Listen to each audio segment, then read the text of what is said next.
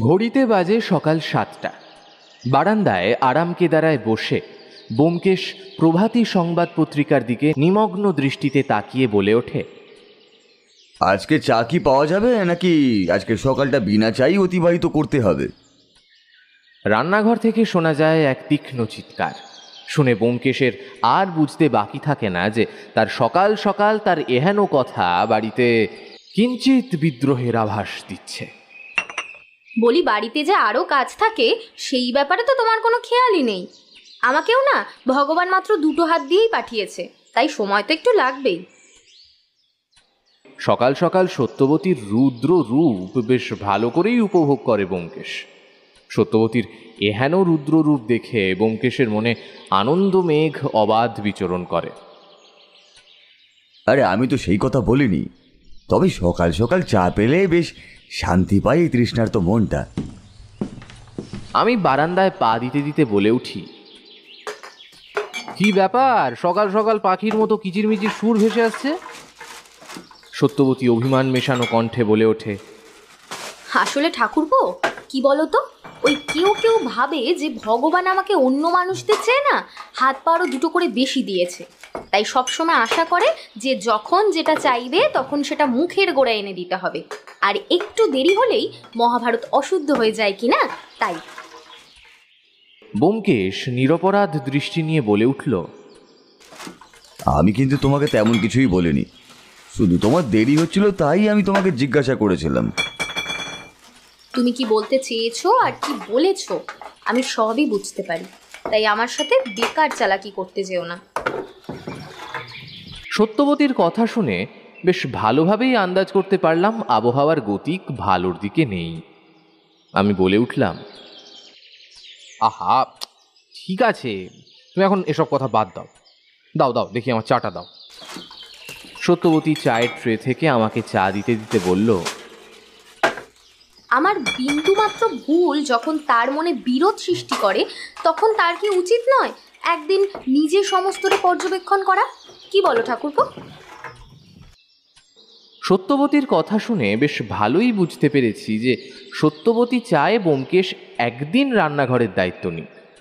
বেশ ভালো করেই বুঝতে পারলাম এখনই প্রসঙ্গ পরিবর্তন না করলে সত্যবতীর রাগ বেড়েই যাবে। তাই আমি বলে উঠলাম, আচ্ছা এখন এসব বাদ দাও না, আমি যেটা বলছি মন দিয়ে শোনো। ঠান্ডা তো বেশ ভালোই পড়েছে, তা এরকম অবস্থায় কোথাও ঘুরে টুরে এলে হয় না? আমার এই বক্তব্য যে আগুনে জলের পরিবর্তে ঘি হয়ে মিশবে সেটা আমার ধারণার বাইরে ছিল। সত্যবতী আমার কথা শোনা মাত্রই বলল, হ্যাঁ তাই তো, বেশ ভালো কথা মনে করালে তো। কি গো, এবার শীতে কোথাও যাব তো, নাকি সারা বছরের মতো ওই বাড়িতেই বসে থাকবো? ব্যোমকেশ বেশ উৎসাহী হয়ে বলে উঠল, হ্যাঁ সত্য, বেশ ভালোই বলেছ, বাড়িতে থাকাই ভালো। বাইরে গেলে কখন হুট করে ঠান্ডার কারণে সর্দি কাশি শিকার হতে হবে তার নেই ঠিক। তার চেয়ে বরং বাড়িতে ভালো মন্দ রান্না করে খাওয়া যেতেই পারে। কি বলো অজিত? আমি আর কি বলবো সেটাই অনুধাবন করতে পারলাম না। আমি হতবাকের মতো ব্যোমকেশের কথা শুনছি আর সত্যবতীকে দেখছি। ওর মুখশ্রী ক্রমেই অগ্নিমূর্তি ধারণ করেছে, যেন আগ্নেয়গিরি থেকে লাভা উদ্গীরণ হতে চলেছে। আমার সন্দেহকে সঠিক করেই সত্যবতী বলে উঠল, আমার আগে থেকেই বুঝে যাওয়া উচিত ছিল যে তোমার মতো বেরসিক মানুষ কোথাও যেতেই চাইবে না। আমার বলাটাই বেকার। আমি তো এটাই ভুলে গিয়েছিলাম যে আমার গোয়েন্দা স্বামী সব সময় তার কেস নিয়েই ব্যস্ত থাকেন। পরিবারকে সময় দেবে এই বিষয়ে তার ফুরসত কই। কথাটা বলেই সত্যবতী মুখ ঘুরিয়ে হন হন করে রান্নাঘরের দিকে অগ্রসর হতে লাগলো। আমি শুধু দাঁড়িয়ে দাঁড়িয়ে এই দম্পতির মধুর কলহ উপভোগ করছিলাম। এই সব ভাবছি, হঠাৎ আমার ভাবনায় ছেদ ঘটিয়ে ব্যোমকেশ বলল, তোমার কি এখনই এই ঘুরতে যাওয়ার কথাটা না বললেই হচ্ছিল না অজিত? এমনি চটে ছিল, আরো ছুটিয়ে দিলে, যদিও শুরুটা আমিই করেছিলাম। এই বলে ব্যোমকেশ একটা সিগারেট জ্বালিয়ে টান দিতে থাকলো। আমি নীরব হয়ে দাঁড়িয়ে রইলাম। আমার দাঁড়িয়ে থাকা দেখে ব্যোমকেশ আমার দিকে সিগারেট দেখিয়ে বলে, কি হবে নাকি একটা? না না, আমার লাগবে না, তুমিই খাও বরং। আমি বাইরের পরিবেশ প্রত্যক্ষ করছি আর ব্যোমকেশ মনের সুখে সিগারেট নিয়ে খবরের কাগজ দেখছে। ইতিমধ্যে আমাদের নীরবতা ভেঙে পাশে থাকা টেলিফোনটা টুং টুং করে বেজে উঠল। ব্যোমকেশ রিসিভারটা হাতে তুলে নিয়ে হ্যালো বলতে গিয়েও থমকে গেল। হ্যালো, হ্যাঁ। ব্যোমকেশের মুখ মুহূর্তের মধ্যেই ভিন্ন আকার ধারণ করল, যেন চিন্তার কালো মেঘ তাকে চারিদিক থেকে ঘিরে রেখেছে। কপালে ভাঁজ স্পষ্ট। ব্যোমকেশ আবারও বলে উঠল, হ্যালো, শুনুন, আপনি কে আমাকে বলুন। কিসের সাবধান? হ্যালো, হ্যালো, শুনছেন? হ্যালো। মুহূর্তের মধ্যেই ফোনটা কেটে গেল। ফোনটা যে সাধারণ ফোন ছিল না সেটা বোধগম্য হতে আমার বিশেষ সময় লাগলো না। খুব কৌতূহল নিয়েই আমি ব্যোমকেশকে বললাম, কি হয়েছে ব্যোমকেশ? কে ফোন করেছিল? কি বলল? কোনো খারাপ কিছু নাকি? কে করেছিল সেটা বলা আমার পক্ষে সম্ভব নয়, তবে এটুকু বুঝতে পারছি এটা একটা বিশেষ উদ্দেশ্য নিয়েই করা হয়েছে। কিন্তু সেই উদ্দেশ্যটা কি আমাকে খুঁজে বার করতেই হবে অজিত। মানে তুমি কি বলতে চাইছো? আমি তো কিছু বুঝতে পারলাম না। একটু পরিষ্কার করে বলো আসল ঘটনাটা কি, তাহলে বুঝতেও আমার সুবিধা হবে। আমি ফোনটা ধরে হ্যালো বলতে যাব, ঠিক সেই সময় ফোনের ওপাশ থেকে একটা কণ্ঠস্বর ভেসে এলো। কণ্ঠস্বরটা পুরুষালী কণ্ঠ, ওই বছর 50-এর কোনো ভদ্রলোকের হবে, এই যা শুনে মনে হলো। লোকটি বলল, আসবেন না, আপনার আসার কোনো প্রয়োজন নেই, আপনি না আসলেই ভালো, দূরে থাকুন। এইটা বলেই ফোনটা কেটে দিল। আমি কিছু বোঝার আগেই সবটা হয়ে গেল। কিন্তু এখন প্রশ্ন হচ্ছে, এই কাজটা কার আর কেনই বা এই কাজটা সে করলো? শীতের সকালটা এইভাবে রহস্যের স্বাদ নিয়ে শুরু হবে সেটা আমার কল্পনাতেও ছিল না। আমার মনেও এই একই প্রশ্ন বারবার ঘুরে ফিরে আসতে লাগলো। ফোনটা কে করেছিল আর কেনই বা এরকম কথা বলল সে ফোন করে? দুপুরের আহারটা বেশ ভালো মতোই হয়েছে। মনে হলো খাওয়া দাওয়ার পর একটু শীতের রোদে রৌদ্রসিক্ত হলে মন্দ হয় না। সেই উদ্দেশ্য নিয়েই বারান্দার দিকে অগ্রসর হলাম। বারান্দায় প্রবেশ করে দেখলাম ব্যোমকেশ চোখ বন্ধ করে একাগ্র মনে কিছু চিন্তা করছে। ফলে বারান্দায় আমার আগমন ঘটেছে সেটা ব্যোমকেশের অগোচরে। ব্যোমকেশের সামনে থাকা চেয়ারটা টেনে নিয়ে বসলাম। ব্যোমকেশ এবার চোখ খুলে তাকালো। বোধ করি আমার চেয়ারের শব্দ তার ভাবনায় বাধা প্রদান করেছে। আমি বলে উঠলাম, কি ব্যোমকেশ, কিছু বুঝতে পারলে সকালে ওই ঘটনাটার বিষয়ে? না না, এইটুকু সময়ের মধ্যে কি করেই বা জানবো বলো? আর তাছাড়া বাড়িতে এইভাবে আরামকে দাঁড়ায় বসে আজ পর্যন্ত কি কোনো রহস্যের সমাধান করতে পেরেছি নাকি? ব্যোমকেশের কথায় আমাকে নিজেরই কিছুটা বোধহীন বলে মনে হলো। সত্যি তো, বাড়িতে এভাবে বসে থেকে কিভাবেই বা সকালের ঘটনার গভীরতা সম্পর্কে জানা যাবে? সত্যি মাঝে মাঝে এমন অবান্তর কথা বলি যে নিজেই অপ্রস্তুত হয়ে যাওয়ার জোগাড় হয়। সত্যবতী ঘরে সেলাই নিয়ে বসেছিল। ঘরে থাকা টেলিফোন সশব্দে বেজে ওঠে। সত্যবতী রিসিভারটা তুলে নেয়। তারপর ওকে বলতে শোনা যায়, হ্যালো, কে বলছেন? হ্যাঁ, এটা ওনারই বাড়ি, আমি ওনার স্ত্রী বলছি। ঠিক আছে, আমি দিচ্ছি, আপনি কথা বলে নিন। সত্যবতীর কথায় স্পষ্ট বোঝা যাচ্ছে যে কেউ ফোন করে ব্যোমকেশকে চাইছে। ব্যোমকেশ উঠে দাঁড়ালো আর আমি তার সাথেই বলে উঠলাম, কি অদ্ভুত আজকের দিনটা। সকালে এইখানে টেলিফোনে আরেকটা ফোন, আবার দুপুরে ঘরে টেলিফোন থেকে আরেকটা ফোন। যাও, কে ফোন করেছে যাও দেখো। ব্যোমকেশ ঘরে চলে গেল। ব্যোমকেশের সাথে আমিও ঘরে প্রবেশ করলাম। সত্যবতী বলে উঠল, এই নাও ধরো, তোমাকে একজন চাইছে, মনে হয় কিছু কথা বলার আছে তার, তুমি বলে নাও। এই বলে সত্যবতী ঘর থেকে প্রস্থান করল। সকালের কারণে রাগটা বোধহয় এখনো বেশ কিছুটা আছে, যেটা সত্যবতীর মুখভঙ্গিতে স্পষ্ট ছিল। সত্য হতেই কাছ থেকে রিসিভারটা নিয়ে ব্যোমকেশ বলে উঠল, হ্যালো, আমি সত্যান্বেষী ব্যোমকেশ বক্সি, বলুন আপনাকে আমি কিভাবে সাহায্য করতে পারি? এই কথাটা বলেই ব্যোমকেশ চুপ করে যায় এবং মন দিয়ে ফোনের অপর প্রান্তে থাকা মানুষটির বক্তব্যকে আত্মস্থ করতে থাকে। বেশ কিছু মুহূর্ত পরে আবারও ব্যোমকেশ বলে, আচ্ছা, তাহলে আপনি বলতে চাইছেন যে এটা আত্মহত্যা বলেই সবার মনে হলেও আপনার তা মনে হচ্ছে না, এবং তাই আপনি আমার সাহায্য চাইছেন। বেশ। ফোনের ওপাশে থাকা ব্যক্তি প্রত্যুত্তরে আরও কিছু বলে এবং তারপরেই ব্যোমকেশকে বলতে শোনা যায়, দেখুন, আমি কেসের জন্য পারিশ্রমিক নিয়ে এটা ঠিক, কিন্তু এখন আপাতত আপনাকে এই বিষয়ে না ভাবলেও চলবে। আগে উদ্দেশ্য দিকে অগ্রসর হই, তারপর না হয় পারিশ্রমিকের কথা আলোচনা হবে। ঠিক আছে, আপনি রাখুন, আমি দেখছি কতটা কি করতে পারি। এটা বলেই ব্যোমকেশ ফোনটা রেখে দেয়। ফোন রেখে পাশে রাখা চেয়ারে বসে পড়ে আর বলতে থাকে, মানে ব্যাপারটা হচ্ছে সবার ধারণা এটা আত্মহত্যা, কিন্তু আত্মহত্যা নয়। কি অদ্ভুত।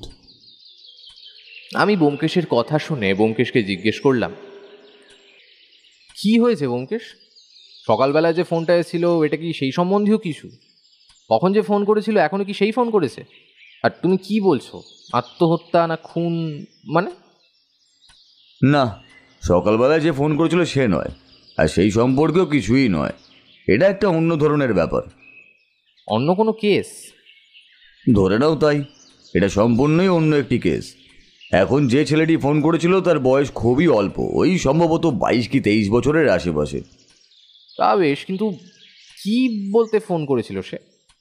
মানে বাড়ি কোথায় ছেলেটার? নাম কি? ছেলেটার নাম পোখরাজ। তার বাড়ি হচ্ছে কাঁচরাপাড়া, হালি শহরে। কথোপকথনে যেটুকু শুনলাম, সেখানকারই অতি পরিচিত একটি বনেদের বাড়ির বসবাড়ির ছেলে সে। কিন্তু কি কারণে ফোন করেছিল? কে বা আত্মহত্যা করেছে বা খুন হয়েছে কে? ব্যোমকেশ পাশে থাকা বইটা তুলে নিল। বইয়ের পাতা উল্টাতে উল্টাতে বলল, আসলে গত পরশু রাতে ওদের বাড়ির চাকরের মৃত্যু হয়েছে। প্রাথমিকভাবেই সবার ধারণা এটা আত্মহত্যা, কিন্তু ছেলেটির বক্তব্য এটা আত্মহত্যা হতে পারে না। তাই এই মৃত্যুর রহস্যের ভেদের জন্য সে আমাকে স্মরণ করেছে। তাহলে কবে যাচ্ছি আমরা হালি শহর? যত তাড়াতাড়ি সম্ভব আমাদের সেখানে যাওয়া উচিত। আমরা কাল সকালের দিকেই বেরিয়ে পড়বো আমাদের গন্তব্যের দিকে। তাই ভালো। বেশি দেরি করে তো লাভ নেই, বরং উল্টে সমস্যা সৃষ্টি হওয়ার সম্ভাবনাই বেশি। রাত্রে খাওয়ার জন্য একত্রে বসেছি। আমরা কাল আবার নতুন কেসের জন্য বেরিয়ে যাব এটা জানতে পারার পর থেকে সত্যবতীর মুখে এক রাশ কালো মেঘ বাসা বেঁধেছে। খুব একটা কথাও বলছে না সে। কি করে ওর মুখ থেকে কথা বলানো যায় তার এই প্রচেষ্টারত। আমি আর ব্যোমকেশ খাওয়ার মাঝে আমরা চোখাচোখি করতেই সেটা নজরে আসে সত্যবতীর, আর সেটা দেখেই গলা ঝাঁঝিয়ে ওঠে সত্যবতী। খাওয়ার সময় এত চোখাচোখি যদি করারই হয় তাহলে দুজনে তো একান্তে আহার গ্রহণ করলেই হয়। কেস নিয়ে ভালো মতো আলোচনা করা যায়। এই রকমভাবে সবার সামনে তো এইসব করার কোনো মানেই হয় না, তাই না? ব্যোমকেশ আর আমি দুজনে একে অপরের দিকে বোকার মতো তাকালাম। ব্যোমকেশ বলে উঠল, আরে সত্য, তুমি আবার এসব ঝামেলা করো না দয়া করে। আমারই ভুল হয়ে গেছে। সকালবেলাতে তোমাকে ওভাবে ওরকম বলাটা আমার উচিত হয়নি। ব্যোমকেশের সাথে আমিও বলে উঠলাম, হ্যাঁ হ্যাঁ, রাগ করে থেকো না। ব্যোমকেশ তো বলছে যে ওর ভুল হয়ে গেছে, ক্ষমা করে দাও। সত্যবতী কান্না জড়ানো কণ্ঠে বলে ওঠে, আবার তো তোমরা চলে যাবে কাল। আমি খালি প্রেতাত্মার মতো এই গোটা বাড়িতে ঘুরে বেড়াবো। হে প্রাণপ্রিয়া, আমি তোমার মনের বিরহ সম্পর্কে অবগত হয়েছি, কিন্তু তোমাকে তো এটা বুঝতেই হবে যে আমাদের এছাড়া আর কিছুই করার নেই। পরের দিন সকালে সত্যবতীকে বিদায় জানিয়ে আমি আর ব্যোমকেশ রওনা দিলাম। বিদায় দেওয়ার সময় সত্যবতীর অশ্রুসিক্ত নয়নজোড়া আমাদের দৃষ্টিকে অতিক্রম করতে পারেনি কোনোভাবেই। ট্রেনে উঠে বসার জন্য বেগ পেতে বেশি সময় লাগেনি। বসার জায়গা পেয়ে ব্যোমকেশ একটা বই খুলে পড়তে লাগলো। আমি ব্যোমকেশকে বললাম, আমাদের এভাবে চলে আসাটা সত্যবতী ভালোভাবে নেবে না। বেরোনোর সময় চোখটা দেখোনি, জল ভরেছিল। সেটা জানি আমি খুব ভালো করি, কিন্তু পরিস্থিতির কারণে আমাদের যে মানসিকভাবে শক্ত হতেই হয়। কথাটা ব্যোমকেশ কিছু ভুল তো বলেনি।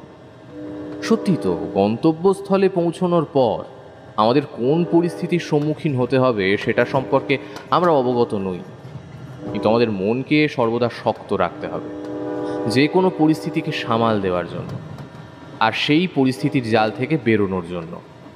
আমি আবার প্রশ্ন করলাম, আচ্ছা ব্যোমকেশ, পোখরাজের কেন মনে হয় যে তার বাড়ির চাকরের মৃত্যু অস্বাভাবিক, তাকে কেউ খুন করেছে?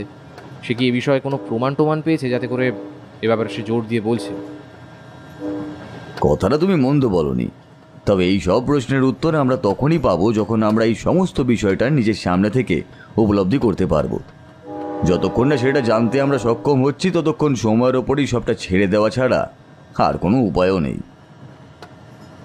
ট্রেন চলেছে আপন গতিতে। বেশ কিছুক্ষণ পর আমরা কাঁচরাপাড়া স্টেশনে পৌঁছে গেলাম। সেখান থেকে রিক্সা নিলাম। বোস বাড়ি বলতেই রিক্সাগুলো একেবারে বাড়ির সামনে নামিয়ে দিল। নেমে ভালো করে দেখলাম বাড়িটাকে। সামনে বিরাট বাগান, তারপর বাড়ি, 2 তলা বিশিষ্ট বাড়ি। বেশ বনেদি পরিবারের বাড়ি বলেই মনে হচ্ছিল।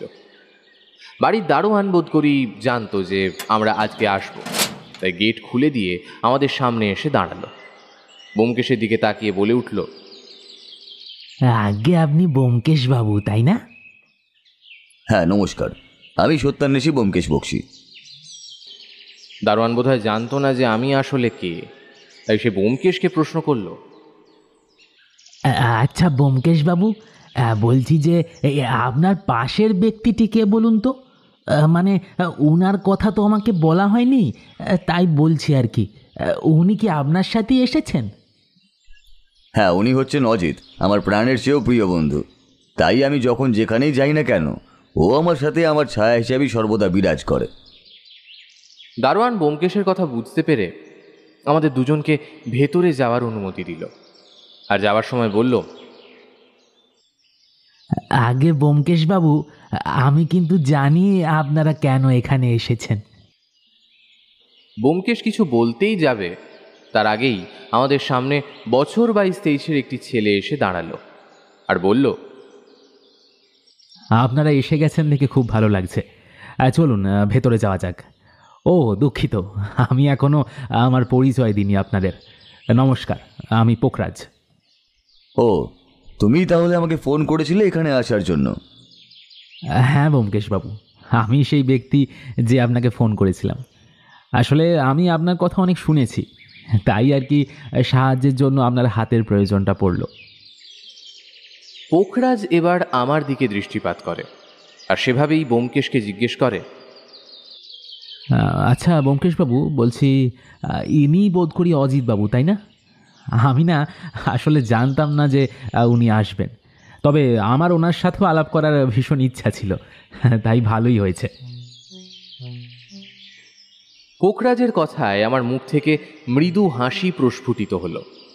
অতঃপর পোখরাজ আমাকে আর ব্যোমকেশকে নিয়ে বাড়ির ভেতর প্রবেশ করল। বাড়ির বাইরে থেকে দেখতে যতটা সুন্দর, ভেতরটা ঠিক ততটাই সুন্দর। ঢুকে বসার ঘর দেখলাম, সবাই সেখানে দাঁড়িয়ে আছে। পোখরাজ একে একে সবার সাথে আলাপ করিয়ে দিল। বেশ যৌথ পরিবার তাদের। পোখরাজ, তার মা কুহেলি দেবী, বাবা ঘনশ্যামবাবু, ভাই কোহিনূর এবং 2 কাকা ও কাকিমা এবং তাদের ছেলে মেয়ে, সবার সাথে বেশ ভালোভাবেই আলাপ হলো। আলাপ শেষে পোখরাজ বলল, চলুন আপনাদের আমি এবার আমাদের বাড়ির প্রধান আমার দাদু শিবপ্রসাদ বোসের সাথে আলাপটা করিয়ে দিই। আমি এবার প্রশ্ন করলাম পোখরাজকে, আচ্ছা পোখরাজ, তোমার দাদু কি খুব বয়োজ্যেষ্ঠ, না মানে উনি নিজের ঘরেই আছেন, নিচে নেই, তাই আর কি? আরে না না অজিত বাবু, সেরকম কিছু নয়। আসলে দাদুর শ্বাসকষ্টজনিত সমস্যা আছে, আর যেহেতু আমাদের সুগন্ধি দ্রব্যের ব্যবসা, তাই দাদু আর ফ্যাক্টরিতে যান না, আর বাবা কাকাদের মধ্যে সব দায়িত্ব ভাগ করে দিয়েছেন।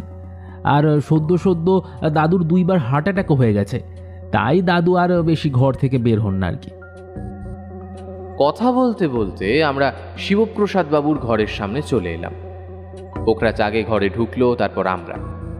ভদ্রলোকটির বয়স 60 থেকে 65-র মধ্যে হবে। বেশ ভালো চেহারা, চোখে মোটা ফ্রেমের চশমা থাকলেও তার তীক্ষ্ণ দৃষ্টি চশমা ভেদ করে আমাদের সাথে দারুণভাবে সংযোগ স্থাপন করে। পোখরাজ এগিয়ে গিয়ে বলল, দাদু ভাই দেখো, ব্যোমকেশবাবু আর অজিতবাবু এসেছেন। আমি বলেছিলাম না ওনারা আসবেন, দেখো ঠিক এসেছেন। এইবার রামু কাকা সঠিক বিচার পাবে। ও ব্যোমকেশবাবু, রামু কাকা বলতে আমাদের বাড়িতে যিনি মারা গেছেন, সবার কাছে যিনি চাকর, কিন্তু আমার কাছে উনি আমার দ্বিতীয় পিতার মতো। ব্যোমকেশ এগিয়ে গিয়ে ভদ্রলোককে নিজের পরিচয় দিল। নমস্কার, আমি সত্যান্বেষী ব্যোমকেশ বক্সী। আমি আপনাদের বাড়িতে ঘটে যাওয়া অস্বাভাবিক মৃত্যুর রহস্যের পর্দাফাশ করার উদ্দেশ্য নিয়েই এই বাড়িতে এসেছি। আমি আশা করব প্রয়োজন বললে আমি যদি সাহায্য চাই, আপনি নির্দ্বিধায় আমাকে সাহায্য করবেন। শিবপ্রসাদ বাবু ধীরে ধীরে বললেন, হ্যাঁ নিশ্চয়ই। আমার বড় নাতি খুবই বুদ্ধিমান ও বিচক্ষণ প্রকৃতির, তাই ও আপনার মতো মানুষকেই নিয়ে এসেছে।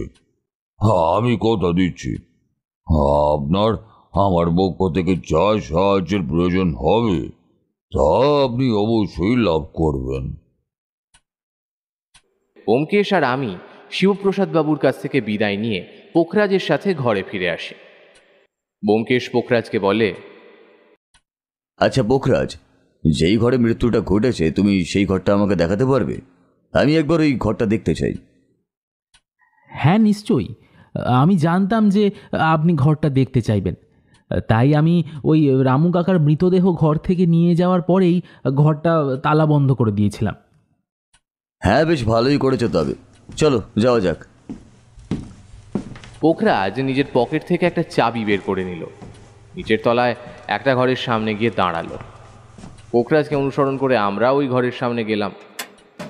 পোখরাজ ঘরের তালাটা খুলে বলল, এই যে এইটা আমার রামু কাকার ঘর।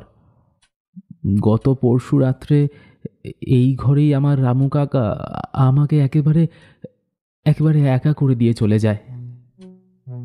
ব্যোমকেশ আর আমি ঘরে ঢুকে ঘরটা ভালো করে পর্যবেক্ষণ করতে লাগলাম।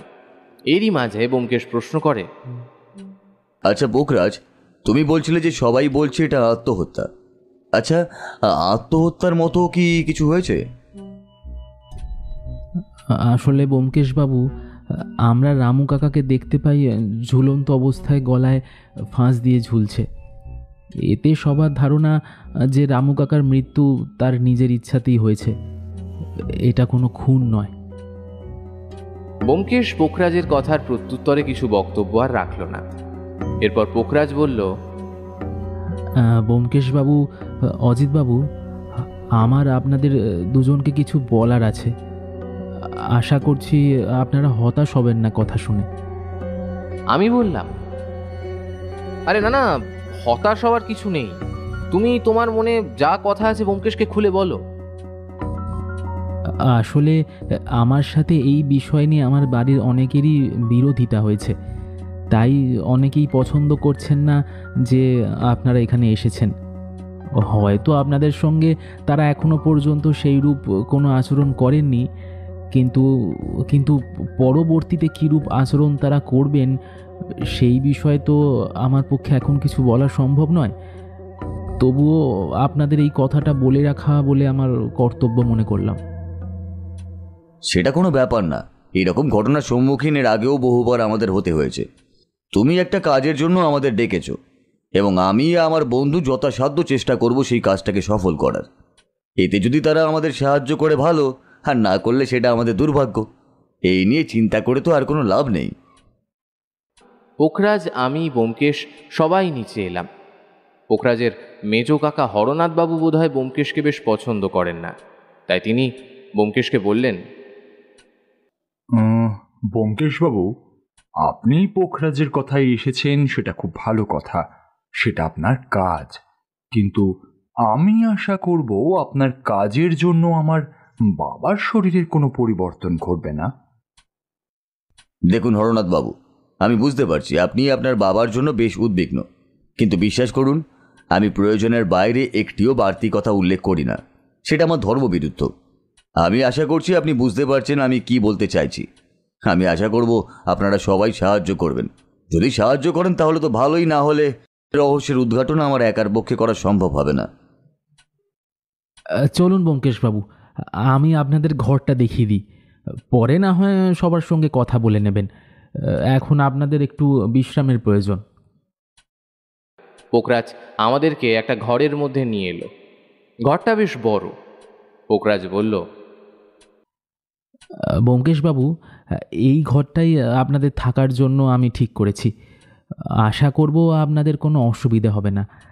আর আর হ্যাঁ, আমি আমার মেজ কাকার হয়ে আপনাদের কাছে ক্ষমা চাইছি। আসলে আসলে কি বলুন তো, উনি দাদু ভাইকে নিয়ে না বড্ড চিন্তিত। আপনার প্রশ্নের জেরে যদি দাদু ভাইয়ের কোনো শরীর খারাপ হয়, সেই ভয় থেকেই আপনাকে কিছু কটু কথা তিনি শুনিয়ে ফেলেছেন আর কি। না না, তোমাকে তো চিন্তা করতে হবে না, সবটা আমরা সামলে নেব। আচ্ছা বেশ, তবে তবে এখন আমি আসি, আর কোনো প্রয়োজন পড়লে অবশ্যই জানাবেন। এই বলে পোখরাজ ঘর থেকে বাইরে চলে গেল। ব্যোমকেশ ঘরের বিছানাটায় আরাম করে বসে বলল, আহ, বিছানাটা বেশ তো আরামদায়ক বটে। আরে অজিত, তুমি দাঁড়িয়ে আছো কেন? এসো বসো। ব্যোমকেশ হরনাথবাবুর ব্যবহারে কিছু মনে না করলেও আমি কিঞ্চিত ক্ষুণ্ণ হয়েছিলাম, তাই মনটা ভারাক্রান্ত ছিল। সেটা বুঝেই ব্যোমকেশ আবারও বলতে লাগলো, আরে অজিত, মনে হচ্ছে তোমার মন ঠিক নেই। বোধ করি তুমি হরনাথবাবুর বলা কটু কথাতে একটু বেশি মনোনিবেশ করে ফেলেছো। বাদ দাও ওসব শুনে লাভ নেই। সত্যিই ব্যোমকেশ, তুমি পারো বটে। উনি তোমাকে এতগুলো কথা বললেন, বিনিময়ে তুমি কিচ্ছু বললে না। আমার কিন্তু বেশ রাগ হচ্ছে ভাই। তুমি তো জানো অজিত, অবান্তর কথাকে আমি আমার মনে প্রশ্রয় দিই না। বরং এতেই ভালো হবে এসব কথা ভুলে যাও আর আসল উদ্দেশ্যের দিকে অগ্রসর হও। ব্যোমকেশের কথায় যুক্তি আছে। সত্যি তো, এখন এসব ভেবে নিজের মনকে আঘাত করার কোনো মানেই হয় না। তার চেয়ে বরং আসল কাজের দিকেই মনোনিবেশ করা বাঞ্ছনীয়। ব্যোমকেশ আর আমি নিজেদের কথোপকথনে রত ছিলাম। ঠিক সেই সময় পোখরাজের বাবা অর্থাৎ ঘনশ্যামবাবু ঘরের দরজায় এসে উপস্থিত হলেন। বললেন, ভেতরে আসতে পারি ব্যোমকেশ বাবু? আরে হ্যাঁ হ্যাঁ, বাইরে দাঁড়িয়ে আছেন কেন? ভেতরে আসুন। এটা তো আপনাদেরই বাড়ি নাকি? আমরা তো কয়েকদিনের অতিথি মাত্র। আপনি সঠিক কথাই বলেছেন, কিন্তু কি বলুন তো, আপাতত এই ঘরটা তো আপনাদেরই, তাই না বলে ঘরে ঢুকে পড়াটা চরম অসভ্যতা বলেই আবার মনে হয়। তো বলুন না, আপনার এখানে আসার কারণ? বিশেষ কিছুই নয়, তবে আপনার সঙ্গে দেখা করার ইচ্ছাটা বহুদিনের। আমি অনেক শুনেছি আপনার ব্যাপারে। আপনি অনেক অপরাধীদের শাস্তি দিয়েছেন, অনেক নির্দোষদের ন্যায় পেতে সাহায্য করেছেন, আর সেই রকম একজন মানুষকে প্রত্যক্ষ করার ইচ্ছা আসাটা স্বাভাবিক। সেই কারণেই আমি আপনার কাছে এলাম, আপনার সঙ্গে কিঞ্চিত আলাপচারিতা করব বলে। আপনি কি এখন ব্যস্ত আছেন? না না, ব্যস্ত নেই, আসুন আসুন। বলুন, কি জানতে চান আর কি শুনতে চান আমার ব্যাপারে? না, মানে আমি আসলে আপনার এই কেসের রহস্য সমাধানের ব্যাপারে জানতে চাই। মানে আপনি বোঝেন কি করে কে এই অপরাধী, কি করে সবটা বার করেন খুঁজে, আর একেবারে নির্ভুলভাবে সবটা সামলান। দেখুন, আমি সত্যান্বেষী। সত্যকে অন্বেষণ করার প্রচেষ্টা তো আমি করবই, সেটাই তো স্বাভাবিক। আর বাকিটা তথ্য প্রমাণ ও মনোসংযোগের ব্যাপার, এর বেশি কিছু না। কিন্তু আপনি এসব জেনে কি করবেন? না না, আমি তো এমনি জানতে চাইলাম। আচ্ছা, আমি এখন আসি, হ্যাঁ? পরে আপনার সঙ্গে না হয় কথা হবে। এই বলে ঘর থেকে উনি দ্রুত প্রস্থান করলেন। আমি ব্যোমকেশকে বললাম, বাহ ব্যোমকেশ, পোখরাজের বাবাও বেশ চমৎকার মানুষ তো, কত আগ্রহী তোমার ব্যাপারে। একটা কথা নিশ্চয়ই জানো, অতি ভক্তি চোরের লক্ষণ। দেখো, ঘনশ্যামবাবুর বেশি আগ্রহী না আবার ওনার কাল হয়ে দাঁড়ায়। তার মানে কি বলতে চাইছো? এসব কিছুর মধ্যে ঘনশ্যামবাবুর হাত থাকলেও থাকতে পারে? অস্বাভাবিক তো কিছুই নয়, নিশ্চয়ই হতে পারে। তবে কারোর সম্পর্কে ঠিকঠাকভাবে না জেনে এরকম মন্তব্য করা উচিত না। সন্ধেবেলা ব্যোমকেশ সবাইকে বলে যে আলাদা আলাদাভাবে তাদের সাথে কথা বলবে, তাই সবাই যেন যথাসময়ে উপস্থিত থাকে।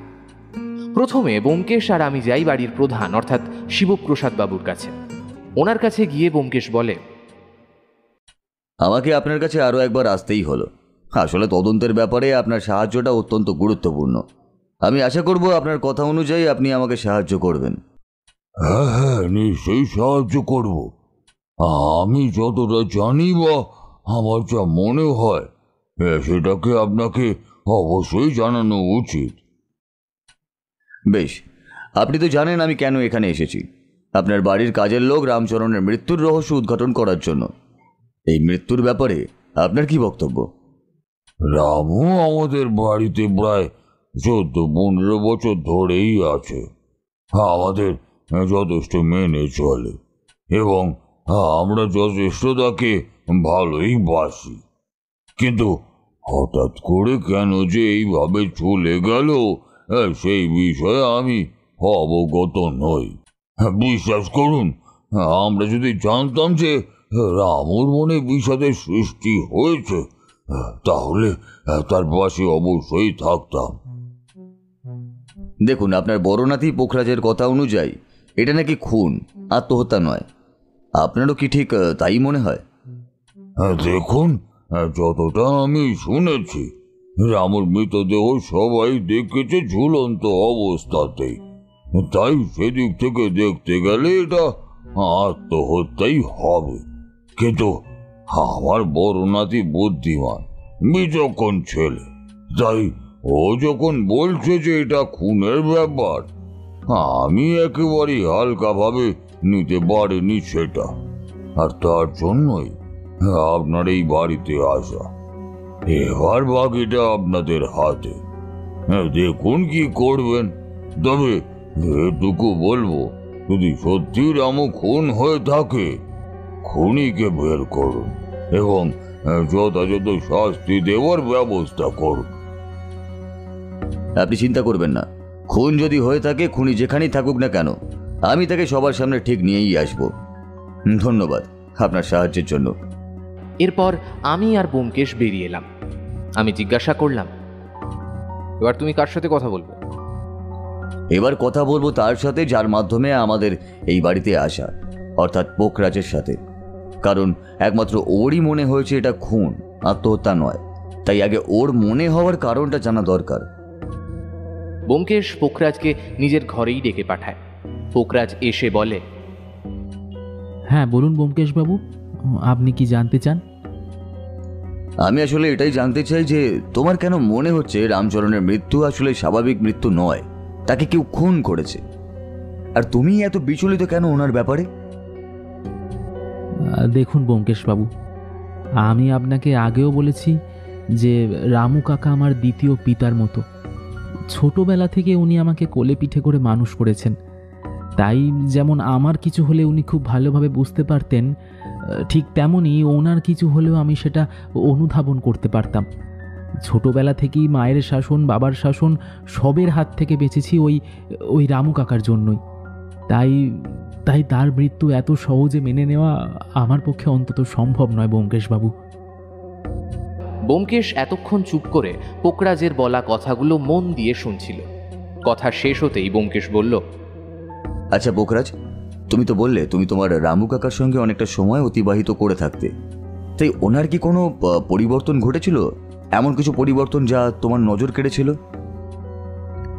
হ্যাঁ ব্যোমকেশবাবু, সত্যি রামু কাকার মৃত্যুর আগে বেশ কিছুদিন ধরে রামু কাকাকে দেখছিলাম দাদুভাইকে নিয়ে খুব চিন্তা করতে।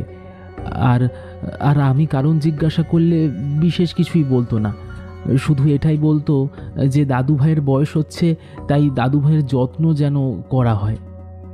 তার মানে তুমি বলতে চাইছো যে তোমার রামু কাকা তোমার দাদু ভাইয়ের ব্যাপারে চিন্তিত ছিলেন, কিন্তু এই পরিবর্তনটাই বা হতে পারে কি করে?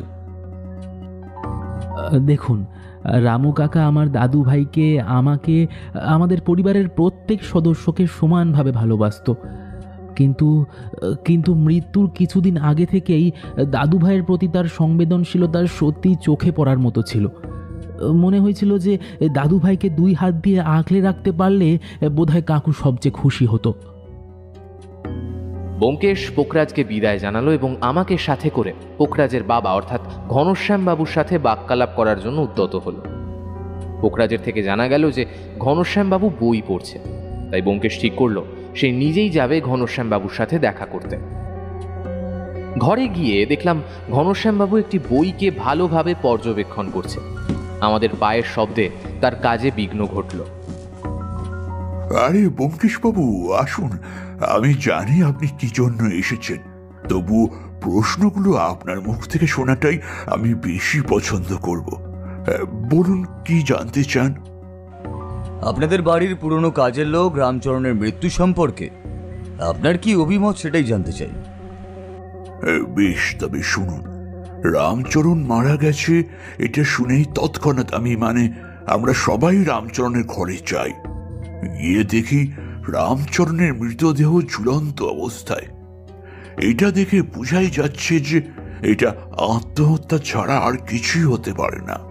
কিন্তু আমার ছেলের তো আবার সব বিষয়ই বাড়াবাড়ি, তাই এই সাধারণ আত্মহত্যাকে তার খুন বলে মনে হচ্ছে। ফলস্বরূপ সে তদন্তের জন্য আপনাদেরকে নিয়োগ করেছে। ঘনশ্যামবাবুর বক্তব্য শোনার পর ব্যোমকেশ আর আমি ঘর থেকে বেরিয়ে চলে এলাম। একে একে ব্যোমকেশ সবার সাথেই কথা বলল। সবার সেই একই বক্তব্য যে এটা নিছক একটা আত্মহত্যা, এছাড়া আর কিচ্ছু নয়। শুধু শুধু সময় অতিবাহিত করছি আমরা। রাত্রি আহারাদি শেষ করার পর নিজেদের ঘরে বসে আছি আর ব্যোমকেশ পায়চারি করছে। আমি ব্যোমকেশকে জিজ্ঞেস করলাম, কি ব্যোমকেশ, কিছু বুঝতে পারলে এখনো পর্যন্ত? রহস্যের জাল ক্রমশ ঘনীভূত হচ্ছে অজিত। এই মুহূর্তে কিছুই বোঝা সম্ভব নয়। যত তাড়াতাড়ি সম্ভব এই জালকে ভেদ করতেই হবে। আমি আর ব্যোমকেশ নিজেদের মধ্যে কথোপকথনে রত, ঠিক সেই সময় কোথাও একটা চিৎকার ভেসে এলো। তড়িঘড়ি দরজা খুলে বাইরে বেরোলাম। কিছু সময়ের মধ্যেই বুঝতে বাকি রইল না যে আওয়াজটা শিবপ্রসাদ বাবুর ঘর থেকে এসেছে, তাই দৌড়ে সেদিকে গেলাম। ঘরের সামনে গিয়ে দেখি দরজা ভেতর থেকে বন্ধ, কিন্তু চিৎকার আসছে। কোনো রকমে দরজা ঠেলাঠেলি করার পর দরজাটা খুলল। ভেতরটা ঘুটঘুটে অন্ধকার। লাইট জ্বালতে যা দেখা গেল সেটার জন্য আমরা কেউ প্রস্তুত ছিলাম না। শিবপ্রসাদ বাবু ছন্ন ছাড়া হয়ে পড়ে আছে বিছানায়, গলায় তার মোটা দড়ির ফাঁস। কিন্তু প্রশ্ন হলো, কে এই কাজটা করেছে? পরিস্থিতি আরও জটিল হলে শিবপ্রসাদ বাবুকে সামলানো মুশকিল হয়ে যাবে, তাই ব্যোমকেশ সবাইকে বুঝিয়ে সুঝিয়ে নিজেদের ঘরে পাঠালো। শিবপ্রসাদ বাবু অত্যন্ত আতঙ্কিত ছিলেন, তাই তাকে একটা ঘুমের ওষুধ খাইয়ে ঘুম পাড়ানো হলো। ঘরে এসে আমি ব্যোমকেশকে বললাম, ব্যোমকেশ, এ কি দেখলাম? আর একটু হলেই তো আজকে সত্যি সত্যি একটা খুন হয়ে যেত। কিন্তু খুনটাকে করবে বলো তো? বাড়ির সবাই তো আমাদের সাথেই ছিল, আর দরজা ভেতর থেকে বন্ধ ছিল। তাই যদি কারোর খুন করারই হয়, সে ঘরে কিভাবে থাকবে? খুন করতে গেলে শুধুমাত্র যে বাড়ির সদস্য হতেই হবে এমন তো কোনো কথা নেই। বাইরের কেউ এই চেষ্টা করতেই পারে। কিন্তু প্রশ্ন হলো, আততায়ী ঘরে প্রবেশ করলো কোন মাধ্যমে? বেশ কিছুক্ষণ পর ব্যোমকেশ বলল, পেয়েছি, বুঝতে পেরেছি আমি অজিত, বুঝতে পেরেছি কিভাবে আততায়ী ঘরে প্রবেশ করেছে। অজিত, তুমি নিশ্চয়ই লক্ষ্য করেছো যে ওই ঘরের দক্ষিণ দিকে একটা বড় জানালা আছে। আমার আন্দাজ যদি সঠিক হয় তাহলে ওই আততায়ী ওই জানলা দিয়ে ওই ঘরে প্রবেশ করেছে। অজিত, আমি ওই ঘরটা একবার ঘুরে আসবো, যেই ঘরে রামচরণের মৃতদেহ পাওয়া যায়। এত রাতে তুমি যাবে কিভাবে? আর তাছাড়া ওই ঘর তো তালা বন্ধ।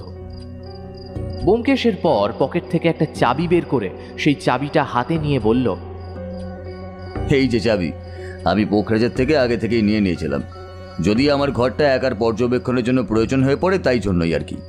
এখন অনেকটাই রাত, এদিক সেদিক কেউই আর থাকবে না, তাই তুমি দরজাটা লাগিয়ে দাও। ঘুমিও না জানো, আমি এসে যখন দরজায় কড়া নাড়বো তখন তুমি দরজাটা খুলবে। এই বলে ব্যোমকেশ বেরিয়ে যায়। প্রায় 10 মিনিট পর ব্যোমকেশ দরজায় কড়া নাড়ে। তাড়াহুড়ো করে দরজা খুলে দেওয়ার সাথে সাথে ব্যোমকেশ ঘরে ঢুকে দরজাটা আটকে দেয়। বেশ খানিকক্ষণ শ্বাস নেওয়ার পর ব্যোমকেশ পকেট থেকে একটা শিশি বের করে। আমি জিজ্ঞাসা করি, এটা কিসের শিশি ব্যোমকেশ? এটা একটা ওষুধের শিশি সম্ভবত। এই ওষুধ কোনোভাবে রামচরণের খাবারে মিশিয়ে দেওয়া হয়েছিল, যার কারণেই রামচরণ নিস্তেজ হয়ে পড়েছিল। পরদিন সকালে ঘুম ভাঙল প্রায় 7:30 নাগাদ। আড়মোড়া ভেঙে উঠে বসতে দেখলাম ব্যোমকেশ বেশ পরিপাটি হয়েই রয়েছে। আমি তাকে জিজ্ঞাসা করলাম, উঠে পড়ে তৈরি হয়েছে যে, কি কোথাও যাচ্ছ নাকি তুমি? হ্যাঁ, আমি উঠে পড়েছি, অনেকক্ষণই হলো, যাই একটু বেরিয়ে আসি। তাছাড়া এই বাড়ির আরও একজনের সঙ্গে কথা বলা হয়নি গতকাল, তার সাথেও কথা বলবো। গতকাল কার সাথে কথা বলা হয়নি সেটা জিজ্ঞাসা করায় ব্যোমকেশ জানালো এই বাড়ির বাগান পরিচর্যা করার জন্য যে মালি আছে, ব্যোমকেশ তার সাথে কথা বলতে যাচ্ছে। যাওয়ার সময় ব্যোমকেশ বলল, আমি বেরোচ্ছি অজিত, তুমি আরও খানিকক্ষণ বিশ্রাম করো, ফিরে এসে তোমাকে আমি সবই জানাবো। প্রায় মিনিট 45 পর ব্যোমকেশ ঘরে এলো। তারপর ব্যোমকেশের থেকে আমি যা শুনলাম বা জানতে পারলাম, সেই সব বিষয় ভাবনা আমার কল্পনাতেও আসেনি। তারপর আমি আর ব্যোমকেশ ঘর থেকে বেরোলাম। ব্যোমকেশ আর আমি কথা বলতে বলতে ঘনশ্যামবাবুর ঘরের পাশ দিয়ে যাব, এমন সময় দেখলাম ঘনশ্যামবাবু অত্যন্ত উদ্বিগ্ন হয়ে একজনকে ফোন করলেন। প্রথমবার অপর প্রান্তের ব্যক্তি ফোন ধরলেন না। ঘনশ্যামবাবু ব্যস্ত হয়ে দ্বিতীয়বার ফোন করলেন। এবার ফোনটা রিসিভ হলো। ঘনশ্যামবাবু বলতে থাকলেন, তবে তার গলার স্বর কিছুটা চাপা ছিল। কি ব্যাপার, কখন থেকে ফোন করছি, ফোন ধরছো না কেন? আর এই ব্যাপারটা বোঝার চেষ্টা করো। আমি ফোন করে সাবধান করেছিলাম, কিন্তু তবুও সেটা কোনো লাভ হয়নি। ঠিক আছে, এখন রাখি, পরে ফোন করবো আবার। এইটুকু বলে ঘনশ্যামবাবু ফোনটা কেটে দিলেন। এতক্ষণ পর্যন্ত আমরা দুজন ওনাকে বেশ ভালোভাবেই পর্যবেক্ষণ করছিলাম। হঠাৎ ব্যোমকেশ আমাকে বলল, অজিত, তোমাকে একটা কাজ করতে হবে। আমি কি করতে হবে জানতে চাইলাম। ব্যোমকেশ বলল, বেশি কিছু না, তবে কিছু মুহূর্তের জন্য তোমাকে ঘনশ্যামবাবুর সাথে আলাপচারিতায় রত হতে হবে, যাতে করে উনি ওনার পরবর্তী কাজে কিছুটা বিলম্ব করেন। আমি কারণ জিজ্ঞাসা করলে ব্যোমকেশ শুধু আমাকে আমার কাজটুকু করতে বলল, আর বাকিটা নাকি আমি পরে জানতে পারবো। ব্যোমকেশের কথা অনুযায়ী আমি ঘনশ্যামবাবুর সাথে কথা বলার জন্য ঘরের ভেতরে প্রবেশ করলাম। ঘনশ্যামবাবুকে দেখেই মনে হচ্ছিল উনি বেশ বিরক্ত কোনো একটি কারণে। আমাকে দেখে শুকনো হাসি হেসে বললেন, আরে অজিত বাবু, আপনি এখানে যে, ব্যোমকেশ বাবু কোথায়?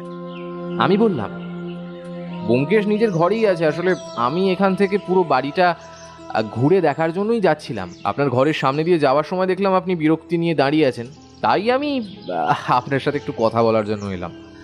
তা আপনার কি কিছু হয়েছে? না, সেরকম কিছু না, আসলে মনটা একটু খারাপই আছে বলতে পারেন।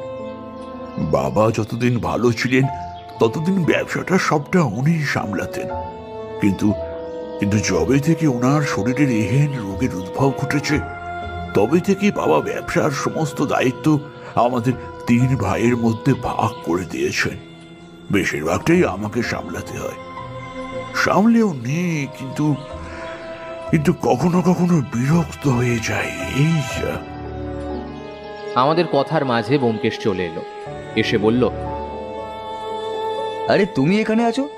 আমি তোমাকে কখন থেকে খুঁজে চলেছি। ঘনশ্যামবাবু, আপনি একটু সবাইকে বলে দেবেন আমি আর অজিত আপনাদের এলাকাটা একটু ঘুরে দেখবো, এই একটু বেরিয়ে আসবো আর কি। বেশিক্ষণ সময় নেব না, দুপুরের আগেই চলে আসবো। আমি শুধু দাঁড়িয়ে দাঁড়িয়ে ব্যোমকেশের অভিসন্ধি বোঝার চেষ্টা করছিলাম। এরই মাঝে ঘনশ্যামবাবু বলে উঠলেন, সে না হয় ঠিক আছে ব্যোমকেশ বাবু, কিন্তু আপনারা যে বেরোচ্ছেন, সকালে কিছু খেয়েছেন? উত্তরে ব্যোমকেশ জানায় যে আমরা বাইরে খেয়ে নেব, আমাদের কোনো অসুবিধা হবে না। আমারও বুঝতে অসুবিধা হয়নি যে আমরা ঘুরতে নয়, কেস সংক্রান্ত কোনো কাজেই যাচ্ছি। তাই বাড়ির মধ্যে কোনো প্রশ্ন আর করলাম না। বাড়ির বাইরে বেরিয়ে ব্যোমকেশকে জিজ্ঞাসা করলাম, কি ব্যাপার বলো তো ব্যোমকেশ, হুট করে তুমি এভাবে ঘুরতে বেরোবে বলে বেরিয়ে পড়লে আমাকে নিয়ে? তুমি কি চাইছো বলো তো? চলো, তোমাকে প্রথমে মালির সাথে দেখা করাই।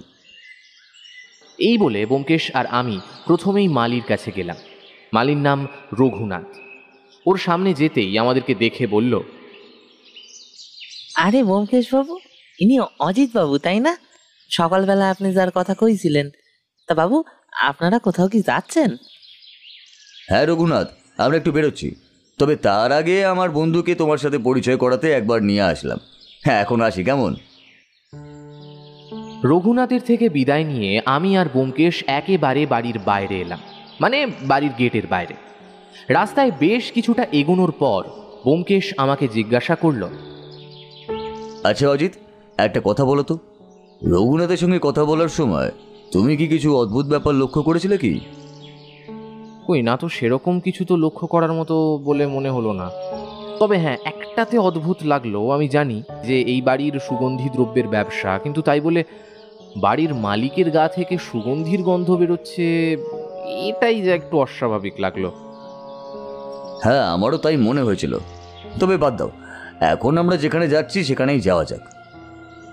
আমি কোথায় যাব জিজ্ঞাসা করলে প্রত্যুত্তরে ব্যোমকেশ জানায় যে আমরা প্রথমে থানায় যাব, তারপর একজনের বাড়ি যাব, ও সেখান থেকে আরও একজন প্রসিদ্ধ সুগন্ধি ব্যবসায়ীর বাড়ি যাব। আমি কারণ জানতে চাইলে ব্যোমকেশ জানায়, সময় হলে সমস্তটা জানতে পারবে। এখন শুধু এটুকুই বলতে পারি, আমরা যদি এখন না বের হই তাহলে হয়তো আরও অনেক প্রাণ চলে যাবে, আর সেটা কিছুতেই হতে পারে না। ব্যোমকেশের কথা শুনে আর বৃথা বাক্য ব্যয় না করে প্রথমে থানায় গেলাম। থানায় গিয়ে বড়বাবুর সামনে দাঁড়ালাম। নমস্কার, আমি সত্যান্বেষী ব্যোমকেশ বক্সী। আমার একটু সাহায্যের দরকার আপনাদের, তাই আপনাদের কাছে আসা। থানার বড় সাহেব বোধহয় অনেকটা চমকে গিয়েছিলেন।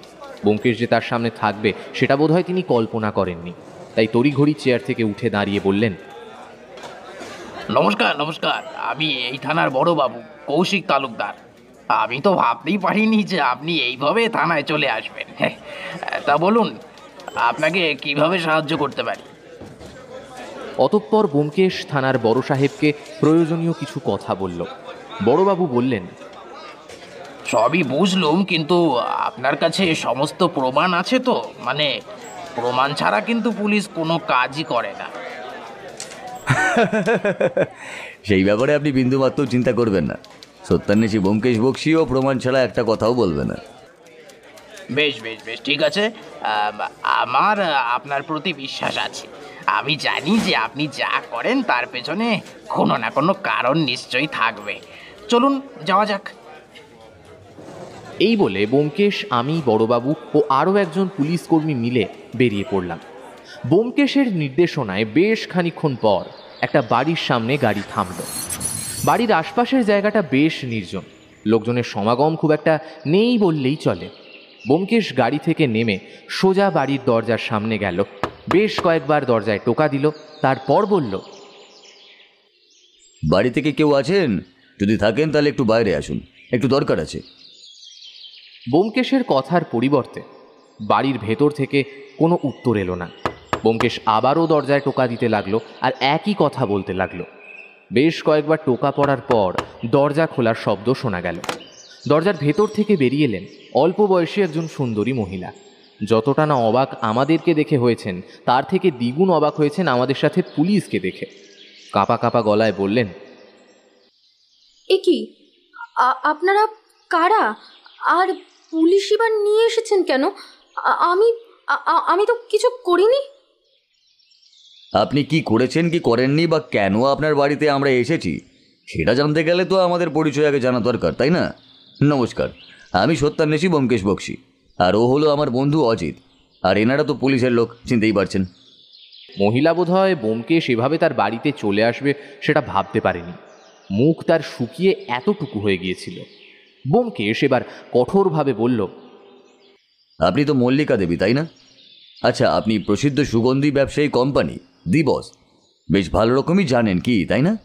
আমি আপনার সম্পর্কে সবটাই জানি, কিন্তু আপনার পক্ষে ভালো হবে যদি আপনি পুলিশের কাছে নিজের মুখে সমস্তটা বলেন।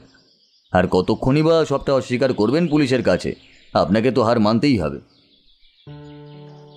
এরপর মল্লিকা দেবী যা যা বললেন সেটা শোনার পর আমি অবাক হওয়ার শেষ সীমায় পৌঁছে গেলাম। এরপর মল্লিকা দেবীকে পুলিশের হাতে দেওয়া হয় নজরবন্দির জন্য। তারপর মল্লিকা দেবীর বাড়ি থেকে আমরা আরেকটি প্রসিদ্ধ সুগন্ধি ও প্রসাধনী দ্রব্যের কোম্পানি রায় অ্যান্ড রায়ের মালিক সিধাংশু রায়ের বাড়িতে যাই। বাড়ির দারোয়ান প্রথমে বাধা দিতে এলেও পুলিশ দেখে দাঁড়িয়ে যায়। পুলিশের সাহায্য নিয়ে আমরা সিধাংশু রায়ের বাড়িতে প্রবেশ করি। সিধাংশুবাবু নিজের বাড়ির নিচে অফিসে বসেছিলেন। নিজের বাড়িতে হঠাৎ করে পুলিশের আগমন দেখে চমকে উঠলেন। বললেন, এ কি বড়বাবু, আপনি আমার বাড়িতে হঠাৎ করে কি কারণে? কেন এসেছি সেটা আমি নয়, বলবেন এনারা, ব্যোমকেশ বক্সী আর অজিত বাবু। ব্যোমকেশ এবার সিধাংশুবাবুর সামনে একটা পেপার রাখে আর বলে, দেখুন তো সিধাংশুবাবু, এই পেপারে যা লেখা আছে সেটার সঙ্গে আপনি অবগত কিনা? ব্যোমকেশের কথা শুনে সিধাংশুবাবু কাগজটা হাতে নিয়ে কাগজটা আপাদমস্তক প্রত্যক্ষ করতে থাকেন এবং তারপর বলে ওঠেন, হ্যাঁ ব্যোমকেশবাবু, এই কাগজে যা আছে সেই সম্পর্কে আমি অবগত, কিন্তু আপনার কাছে এই কাগজ কি করছে? এরপর ব্যোমকেশ প্রত্যুত্তরে বেশ কিছু কথা বলে এবং সিধাংশুবাবুকে যথাসময়ে সেখানে উপস্থিত করার কথা বলে। সিধাংশুবাবুর বাড়ি থেকে বেরিয়ে ব্যোমকেশ আর আমি তাড়াতাড়ি পা চালাতে থাকি। এমনি অনেকটা দেরি হয়ে গেছে, দুপুর প্রায় 1টা বাজে। বাড়িতে বলে আসা হয়েছে যে জলখাবার বাইরে থেকে খেয়ে নেওয়া হবে, কিন্তু এদিকে জল খাওয়ার ফুরসতটুকু যে মেলেনি সেটা তো আর বলা যাবে না। কোনো রকমে একটা রিক্সা ডেকে তাতে চড়া ভাড়ায় তাড়াতাড়ি করে ফিরে এলাম। আমরা ঢুকতে যাব সেই সময় দেখি পোখরাজ বেরোচ্ছে, আমাদের দেখে দাঁড়িয়ে গেল আর বলল, আরে কত দূরে গিয়েছিলেন আপনারা? কটা বেজে গেছে খেয়াল করেছেন? চলুন চলুন, খেয়ে নেবেন, চলুন। এই ঘুরে বেড়াতে বেড়াতেই সময় পার হয়ে গেল। তুমি অজিতকে নিয়ে যাও, আমি এক্ষুনি আসছি। ব্যোমকেশ চোখের ইশারায় আমাকে পোখরাজের সাথে যেতে বলে। প্রায় 10 মিনিট পর ব্যোমকেশ খাবার টেবিলে আসে। ব্যোমকেশকে দেখে পোখরাজ জিজ্ঞেস করে, বাড়ি ফিরে আপনি আবার কোথায় গিয়েছিলেন? আসলে আমি আজকে সকালবেলায় তোমাদের বাগানটা দেখছিলাম, সেখানেই একটা গাছ আমার বেশ পছন্দ হয়েছিল, আর একবার সেটাকে প্রত্যক্ষ করতে গিয়েছিলাম। পোখরাজের মেজ কাকা হরনাথ বাবু আমাদের এভাবে হুট করে বাড়ির বাইরে বেরিয়ে যাওয়াটা পছন্দ করেনি, তাই নিজের খাবারের দিকে তাকিয়ে থেকেই বলে ওঠে, এভাবে বাড়ি কাউকে সাথে না নিয়ে, কিছু না বলে আপনারা কি মনে করে বাড়ি বাইরে গেলেন সেটা আমার বোধগম্য হচ্ছে না। হ্যাঁ, তবে এটুকু বলি, যতদিন এখানে থাকবেন ততদিন বাড়ি বাইরে গেলেও একটু সময়ের মধ্যে আসার চেষ্টা করবেন। ওনার কথা শুনে স্পষ্ট যে এভাবে খাবার টেবিলে বসে অপেক্ষা করে থাকাটা তার মোটেও পছন্দ নয়। এদিকে ব্যোমকেশ সেদিকে বিন্দুমাত্র কর্ণপাত না করে বলে, আচ্ছা সবাই আছে, কিন্তু ঘনশ্যামবাবুকে তো দেখছি না, তিনি কোথায় গেছেন? ব্যোমকেশবাবু, আসলে বাবা গেছেন ওই আমাদের বাড়ির মালিক রঘু কাকুর সাথে কথা বলতে। তা কেন গেছে আর কখনই বা আসবে, সেই ব্যাপারে কি কিছু তোমাকে বলে গেছে? কখন আসবে বলতে এক্ষুনি হয়তো চলে আসবেন। আর ওই বাবা বলছিলেন যে উনি দাদু ভাইয়ের ঘরের বারান্দায় কিছু গাছ বসাবেন, বোধহয় সেই নিয়েই কিছু বলতে গেছেন। পোখরাজের কথা শেষ হতে না হতেই ঘনশ্যামবাবু চলে আসেন। জিজ্ঞাসা করেন, আসতে একটু দেরি হয়ে গেল, বাবার ঘরে কাজ বসাবো এ নিয়ে আর একটু কথা বলতে গিয়েছিলাম তাই। আরে ব্যোমকেশ বাবু, কেমন ঘুরলেন বলুন আপনারা? হ্যাঁ, আমরা তো বেশ ভালোই ঘুরেছি, খাবার খাওয়া শেষ করে নেওয়া যাক আগে। অতঃপর আমি আর ব্যোমকেশ নিজেদের খাবার দিকে মনোনিবেশ করলাম। আমরা খাচ্ছি, ঠিক সেই সময় বাড়ির মালি রঘুনাথ এলো। হরনাথবাবু রঘুনাথকে জিজ্ঞেস করলেন, কিরে, তুই এখন এই সময় তা কিছু বলবি নাকি? আগে হ্যাঁ মেজবাবু, আসলে সকাল থেকে শরীরটা কেমন জানি করছে, তাই ভাবলাম আজ সন্ধে নামলে একটু ডাক্তারবাবুর কাছ থেকে শরীরখানা দেখায় আসবো, তাই অনুমতি চাইতে এলুম। হ্যাঁ, তা বেশ, কোনো অসুবিধা নেই। তোর শরীর তুই ভালো বুঝবি। তোর যদি মনে হয় তোর শরীর খারাপ, তাহলে নিশ্চয়ই ডাক্তার দেখাতে যাবি। রঘুনাথ অনুমতি পেয়ে চলে গেল। শুধু যাওয়ার আগে ব্যোমকেশের দিকে দেখে হালকা শুকনো হাসি হেসে গেল। খাওয়া দাওয়া শেষ করে ব্যোমকেশ একটা সিগারেট জ্বালিয়ে আনমনে ভাবছে। আমি ওর ভাবনায় ছেদ ঘটিয়ে বললাম, সব কিছু কেমন যেন একটা অদ্ভুত দিকে মোড় নিচ্ছে। পৃথিবীটা যে এত জটিল সেটা তোমার সাথে এই কেসের জন্য এদিক ওদিক না গেলে জানতেই পারতাম না। সব খেলার সমাপ্তি বোধহয় আর খানিকক্ষণ পরই হবে, তাই তো? তা তো হবেই, তবে আমি ভাবছি কি জানো, পোখরাজকে কি আগে আমি সবটা জানাবো, সেটা কি উচিত হবে? চলো অজিত, একবার পোখরাজের ঘর থেকে ঘুরে আসি। এরপর আমি আর ব্যোমকেশ পোখরাজের ঘরের দিকে যাই। গিয়ে দেখি পোখরাজ ওর ভাই কোহিনূরের সাথে একটা কিছুর বোতল নিয়ে দেখছে। অদ্ভুতভাবে পোখরাজের ঘরটা কেমন উগ্র গন্ধে ভরে গেছে। ব্যোমকেশ আর আমাকে দেখে পোখরাজ উঠে দাঁড়ালো। আমি বললাম, এই ঘরটা কেমন অদ্ভুত একটা গন্ধে ভরে আছে, এটা কিসের গন্ধ? পোখরাজ ওর হাতে থাকা ছোট্ট বোতলটা দেখিয়ে বলল, এই যে এইটাই বোতলে থাকা দ্রব্যের গন্ধ। আসলে আমার ভাই এটাকে সুগন্ধি ভেবে বাবার ঘর থেকে নিয়ে এসে নিজেও মেখেছে আর আমাকেও মাখিয়েছে, তাই এরকম গন্ধ বেরোচ্ছে ঘর থেকে। ব্যোমকেশ কিছু বলতে যাবে, ঠিক তার আগেই হুট করে ঘনশ্যামবাবু ঘরে ঢুকে পোখরাজের হাত থেকে ওই ছোট্ট বোতলটা নিয়ে নেন আর বলেন, কখন থেকে বোতলটা খুঁজে যাচ্ছি, পাচ্ছি না। এইটা এই ঘরে এলো কি করে? নিশ্চয়ই কোহিনূর নিয়ে এসেছে। কি তাই তো কোহিনূর? উত্তরে কোহিনূর সম্মতি জানায়, কিন্তু ঘনশ্যামবাবু ব্যোমকেশ বা আমার কোনো কথা শোনার অপেক্ষা না করেই ঘর থেকে চলে যান। পোখরাজ জিজ্ঞাসা করে, আচ্ছা ব্যোমকেশবাবু, বলছি কিছু খুঁজে পেলেন? একটা খুনের চেষ্টা, দুটো বিভ্রাট ঘটে গেল এই বসবাড়িতে। কবে যে এসব থেকে মুক্তি পাবো কে জানে। বেশি চিন্তা করতে হবে না তোমাকে, খুব শীঘ্রই তুমি তোমার সকল প্রশ্নের উত্তর পেয়ে যাবে। শুধু এটুকুই বলবো, তুমি তোমার মনকে শক্ত রেখো, কোনো কারণেই যেন তোমার মন দুর্বল না হয়ে পড়ে। আচ্ছা, রঘুনাথের শরীর খারাপ ছিল না? দুপুরবেলা বলছিল। আচ্ছা চলো এখন একবার ওকে দেখে আসি, ও শরীর কেমন আছে। অতঃপর ব্যোমকেশের কথা অনুযায়ী আমি, পোখরাজ, ব্যোমকেশ তিনজনেই রঘুনাথের ঘরের দিকে গেলাম। ঘরের দরজা বন্ধ ছিল, বোধ করি রঘুনাথ ঘুমোচ্ছে। ব্যোমকেশ তাই বাইরে থেকেই রঘুনাথকে ডাকতে লাগলো, রঘুনাথ, রঘুনাথ, তোমার শরীর ঠিক আছে তো? একটু বাইরে আসবে?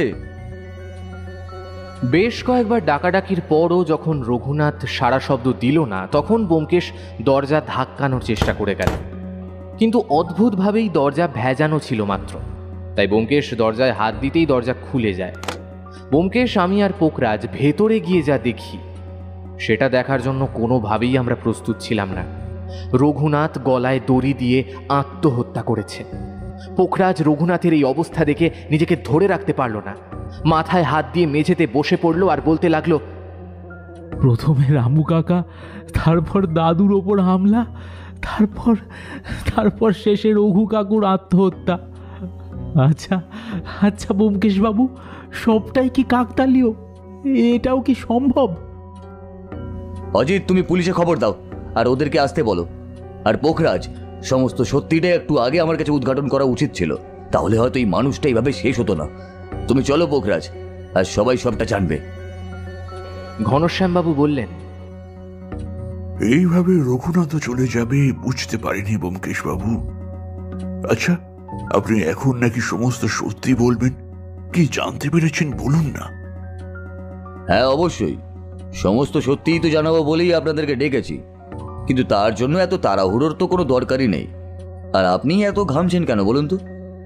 ব্যোমকেশের কথা শুনে ঘনশ্যামবাবু তাড়াতাড়ি ঘামটা মুছে নিয়ে বলেন, আসলেই ব্যোমকেশ বাবু, আমার একটু গরম করছে কিনা, তাই আর কি ঘাম বেরিয়েছে। শুধু কি তার জন্যই ঘাম বেরিয়েছে, নাকি পরপর প্রত্যক্ষ ও পরোক্ষভাবে দুটো খুন এবং একটা খুনের চেষ্টা, ধরা পড়ে যাবার ভয়েই তাই আপনার কপাল থেকে ঘাম বেরোচ্ছে? হরনাথবাবু বলে উঠলেন, ব্যোমকেশ বাবু, আপনি যা বলার একটু পরিষ্কার করে বলুন। দাদা কি এইসবের সাথে কোনোভাবে জড়িত আছে? আপনার দাদা জড়িত নেই, বরং বসবাড়ির এই পুরো রহস্যের জালটাই আপনার দাদার নিজের হাতেই তৈরি করা। পোখরাজ জিজ্ঞাসা করল,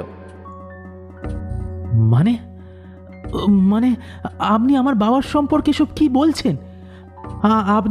আপনি যা বলছেন তার যথাযথ প্রমাণ দিন, না হলে কোনোভাবেই বিশ্বাস করতে পারবো না যে আমার বাবা এই সবটার মূলে রয়েছে।